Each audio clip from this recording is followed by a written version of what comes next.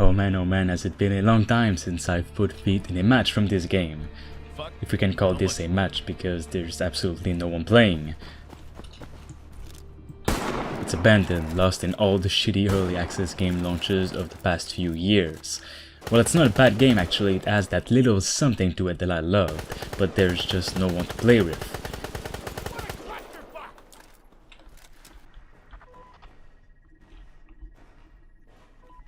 I remember finding these alleys.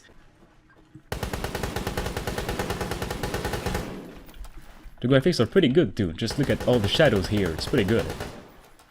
I'm making this video today because we might have some good news to share finally from this game, World War III. World War III is a game that I haven't heard in a really long time. What was thought of as the battlefield killer, no really, that's what people were saying, is now a completely empty game that's also been taken out of Steam. I'm not saying the game is bad, in fact it was pretty good at its peak, with full servers and no bugs, but its disastrous launch literally killed the game in an instant. World War III went from having more than 10,000 players at once on launch day to 800 players a bit less than 2 months later, which is crazy. The game was great, but the lag and many bugs were overwhelming. Fast forward almost 3 years later right now, World War III is no longer a game you can buy anywhere and is abandoned. But there's a but. The developers called the Farm 51 is still planning a huge comeback sometime this fall 2021, if not sooner than that hopefully, and as an exciting free-to-play experience as they said. If you've been following the game's development, you may have seen the developers partnered with a new publisher to get the project back on track and have a more exciting future with who we call My Games as of April 2020. That partnership would allow them to create the experience they wanted to make since the very beginning. It's still kind of worrying that even more than a year later they haven't announced its comeback, but well, the most recent news, which is about a month ago, actually confirms this kind of reboot of World War III is still happening and it will be coming to consoles too. Let's get into it and see what this revival is all about. Now first off, here's a very quick description of what the game is about. World War III is a multiplayer military FPS set in a modern global conflict. Strong team play, national armed forces, real location, full body awareness, and a versatile customization system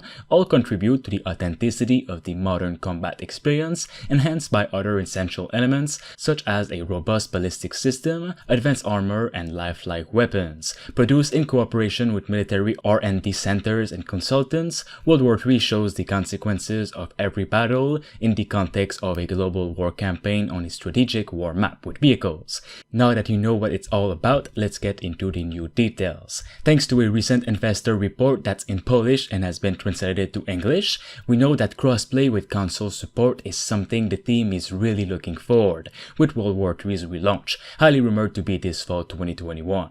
We know it is something very important to them, and I'm pretty glad to hear this. A free-to-play all-out FPS experience is 100% something that would interest people on consoles, let alone PC. What's even better is that according to this report, the developers are now in the fixing stages of World War III's development, meaning they finished all the main features and many upgrades they wanted to add, which pretty much confirms that a release or an announcement could be coming soon. Not to say that the developers themselves confirmed they're pretty excited on starting the game's marketing soon. They're very excited to show it off to us all and to see the changes it has gone through. Everything about World War III has been upgraded or simply changed. All the maps, which will of course include new maps, new game modes, game features, vehicles, and so on. All this will make for a completely new World War III that could still be appealing to players thanks to it being free to play.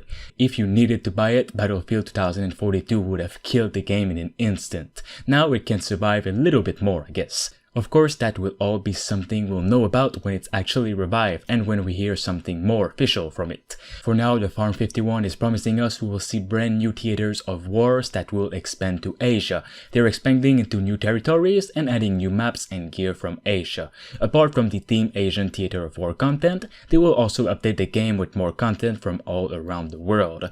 More tours to play with, new vehicles to drive around in, and new things to drop onto the enemy. Like I said, they're also planning to to look back at existing maps to implement some of the feedback they got from us to make them a better experience for everyone and better places to fight. They're also going to change the overall movement system, which felt really old at times and you couldn't even see your weapon when running and things like that. The new movement system is crucial for them in terms of gameplay and pushing forward with more content. They have done a lot of work and preparation for expanding the game and they're really happy with how it all turned out. New movement system will elevate World War III in terms of gunplay, also the movement itself, animation quality, and future expandability, as said by them. World War III relaunch will also feature real-time weapon customizations, just like what we've seen in the Battlefield 2042 trailer in the elevator. World War III will too have that same feature where you'll be able to customize your weapons on the go. Overall, there is a ton of stuff promised by the developers, and I'm really hoping they'll be able to bring all of this to life. It is hopefully still a matter of time before we have the official reveal, and we'll all get to play something new. With all these new features, maps, vehicles, and so on, it sure looks like a different game than what we have right now. Let's hope they'll also be able to keep it alive and fresh with new updates. Let me know what you guys think of it, and if you'd like to see more videos on this game, since it might have a promising future. Make sure you subscribe to stay tuned, and I'll talk to you all very soon. Thanks to Richard Westfall, Bruce Rain 236, Thunderbeard, Kianzo Fagari, Rickno23, Diamond Hunter 45, Themistocles, Space Beer Gaming, and Rash Singbati for being a master member on the channel. You can become a survivor member for as low as 99 cents only by clicking the join button below. This will support me and the channel as a whole to continue making videos on the games that truly deserve it.